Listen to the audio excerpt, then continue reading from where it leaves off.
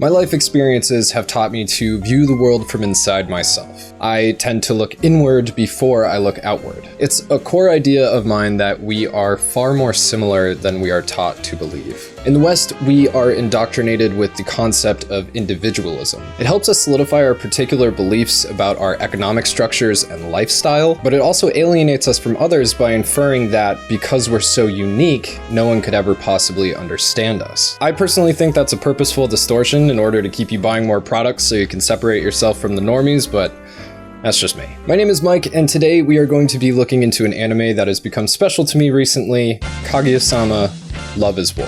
So why open a video like I did just now? Well, honestly, it's an artistic way of introducing the concepts we're going to be diving into here, and also a ploy to keep you watching my video by intriguing you, but most importantly, I did it because part of my goal here on YouTube is to show you a different perspective. Kaguya Sama is centered around two high schoolers who have completely isolated themselves from not only each other, but society as a whole, at least to a certain degree. Because of this, not only are they incapable of communicating with each other, but they fear the way their counterpart feels and the way they feel themselves. This is a universal conundrum that can be applied to anyone. It's therefore ironic that the majority of the show takes place in a single room. It's a microcosm for a much larger picture playing out across society. How often have you looked into the eyes of another person and wondered what they were thinking? Are they lying? Can you trust them? Or what's it like inside their head? Humans have been trying to read each other's minds since the dawn of time. The worst part is that the information is there. Our brains are organic computers. Our thoughts are made of electrical impulses, not unlike the ones and zeros of computer code.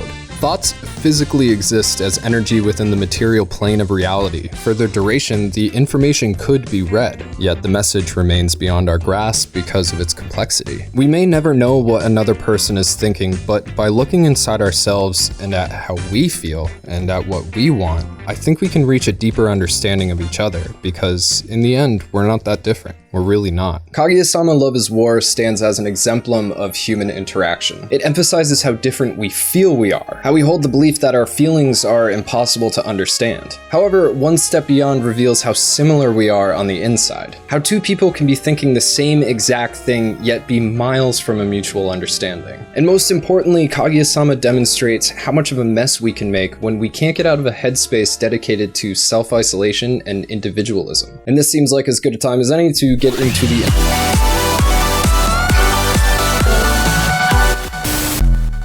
This video is sponsored by our ultimate lucky patron of the week, Mike Lang. Thank you so much, and great name, by the way. I hope that you enjoyed our exclusive Patreon show. Also, our viewing party for the finale of The Promised Neverland will be next Thursday, that is March 28th at 9 p.m. Eastern Time. If you're interested, make sure you check out patreon.com/Bonsai Pop for more details. Come join our team, and you too could be as cool as Mike Lang someday. Thanks. Now let's get into some of that Kaguya Sama Love is War. Love.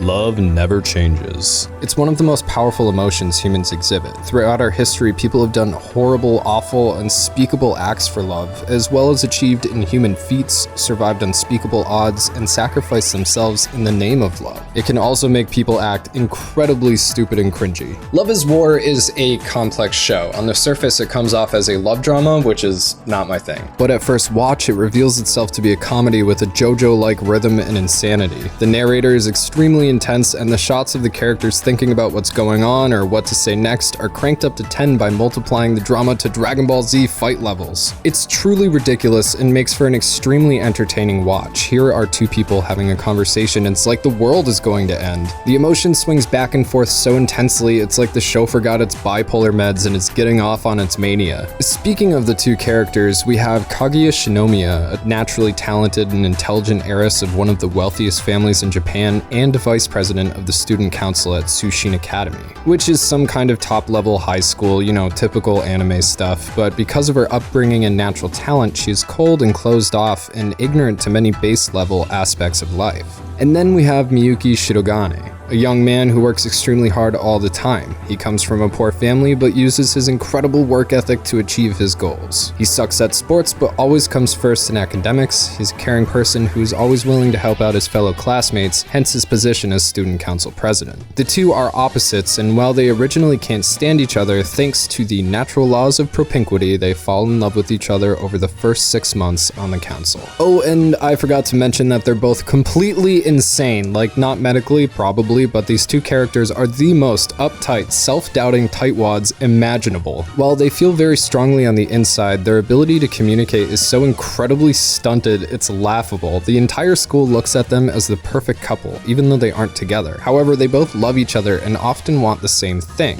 But the idea of admitting it is so horrifying that they end up running in circles constantly, hence the title, Love is War. Kaguya and Miyuki's goals are the same, to make the other admit that they're in love. Whoever says it first loses. But what exactly is it they'll lose? Who cares about who admits their feelings first? It comes down to the idea that desire is a weakness that can be exploited. Love is a power struggle. Not all the time, and it's super over-exaggerated by the anime. But I'll give you a real-life example for context. My girlfriend and I just moved into our first apartment after 6 years of being together. We have 2 Studio Ghibli prints that I bought in Boston we wanted to frame and hang on the walls in the living room. Frames are expensive and we're broke, so we went to Goodwill to see what they had. They had unmatching but uniquely quirky frames that would have fit the Studio Ghibli prints, but also other art that we had. I wanted to pick them up, but she got upset. She thought that me buying the frames meant that the pictures had to go inside of them, but I didn't care, I just wanted frames, any frames. When she complained, I thought she wanted everything in the house to be identical and Stepford perfect, a term I used which royally pissed her off. We argued for over an hour and a half before we realized what the other person was thinking and came to a mutual agreement. Because I didn't care and she did, we got matching frames. Some would consider that a loss for me and a win for her in a power struggle. However, we were both happy with the way that it came out. I don't like the way she decorated the bedroom, but I have my office. She got what she wanted, I got what I wanted. I suppose that may be the difference between healthy and unhealthy power/love dynamics, but there was still obviously a struggle there. Kaguya and Miyuki are both strong-willed, controlling people with horrible communication skills. They fear if they admit their desires, the other will view them as weak and take advantage of that weakness. However, they're missing pieces to their own puzzle that are right in front of them. The main draw of Love is War is the desire to see Kageyuki become a thing.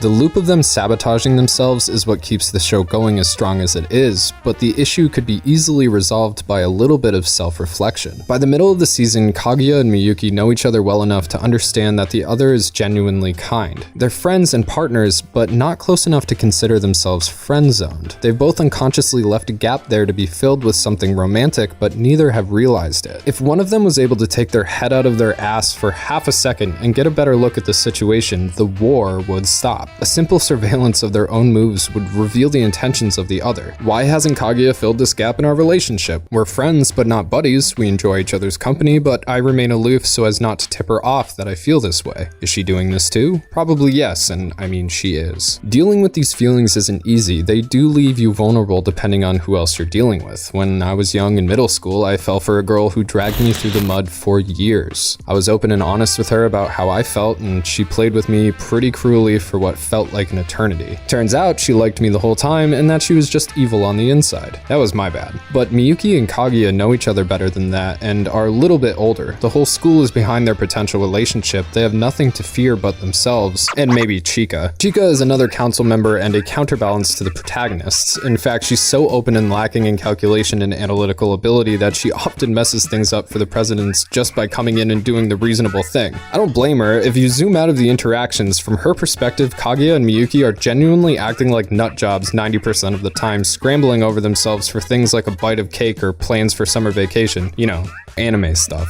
I think the best thing about Kaguya-sama is that it takes a popular anime concept and flips it on its head. Historically, many of the most popular anime have featured a deeply unwinding plot with a heavy emphasis on danger and mystery. Death Note, Attack on Titan, more recently The Promised Neverland. In Death Note and Neverland specifically, the analytical scrutinizing of another's actions and motives spin heavily with the plot to create a strong and engaging narrative as the worlds or mysteries are revealed. Love is War has the same kind of dialogue, the same twisting using logic and analysis, but we already know the answers to the mystery these two are trying to solve. Being able to see into both of their heads makes what could be a very soapy show into a hilarious satire on modern popular anime conventions, and also a lesson on how to analyze. Maybe it's because they're young, immature, and inexperienced, but these two need only to look at the situation from outside themselves to find their answers. Love is a natural thing. There are some factors that make it easier to develop, but this situation in particular is perfect. Here are two young people around the same age, still developing, and they spend an inordinate amount of time together because of their duties. Both of them are highly intelligent, dedicated, and skilled. They're also both attractive, which is pointed out often by admirers throughout the school. It would be weird for them not to fall for each other, given this being a standard male-female hetero situation. To step outside oneself and be able to see the equal footing you and another have based on the way you feel is an important skill to develop, and well, if you do, at least you won't end up like these two idiots. Try to be objective. Don't be too hard on yourself. Recognize your talents and strengths and realize that it's not just possible, but more than likely you've had mutual feelings with someone you were too scared to admit them to. Also, playing games leads to mistrust down the line. You're always better off being upfront, even if screwing around can be fun. Now let's get into some spoilers. I'm going to be talking about episode 9 and 10 specifically, so if you're not caught up,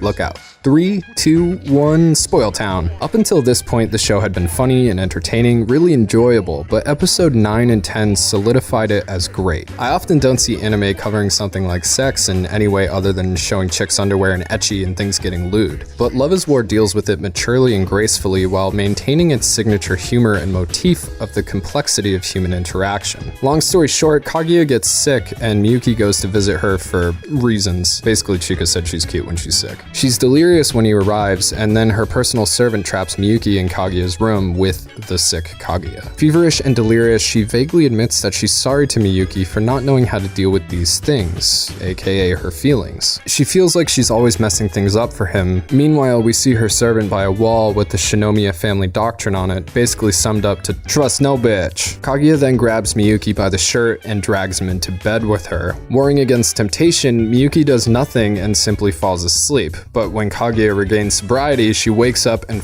freaks out. Kaguya and Miyuki are both upset. Miyuki because he got screamed at for getting dragged into bed against his will and then proceeding to be a good boy and no bad touchy. And Kaguya is pissed because she feels violated, but also because after further inspection of her bed, the truth that nothing happened became obvious, which made her feel undesirable. This is such a complicated situation. Neither one knows how the other truly feels and are unwilling to admit how they feel. An intimate experience was shared against both of their wills, and both are having mixed feelings about it. Kaguya's feelings are a mix of revulsion and guilt, but also of self-doubt. While she obviously didn't want Miyuki to do something against her will, she also did want that. How do you explain that to someone, and how is someone else supposed to do the right thing in that situation? If Miyuki did what Kaguya wanted him to do, it would have been morally wrong, but by not doing it, he still hurt her by accident. It's flippin' amazing. The episode ends with the pair arguing about a piece of cake for over 5 actual minutes until Chika shows up and just eats it anyway, and then they split up to discuss their issues with friends. The two later pass each other in the hall, and Miyuki admits that he did touch Kaguya in bed, but only a tap on the lips with his finger to be nice.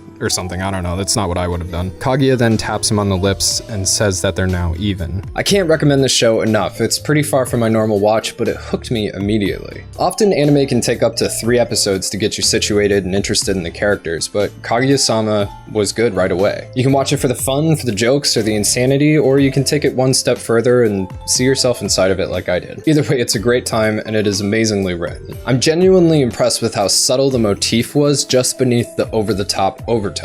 But more importantly, next time you feel that you can't understand somebody or somebody can't understand you, try to take a reflective moment. How do you feel? Is it possible that they could feel the same way too? How would you feel in their situation? They probably feel the same way, or at least similar. Weigh the factors and the stipulations, but remember that deep down inside, we are all far more similar than we think we are. I've been Mike, this has been Kaguya Sama Love is War, and stay tuned because next Saturday we have a brand new Story You Never Knew on Mob Psycho 100, so get hyped. That is next Saturday.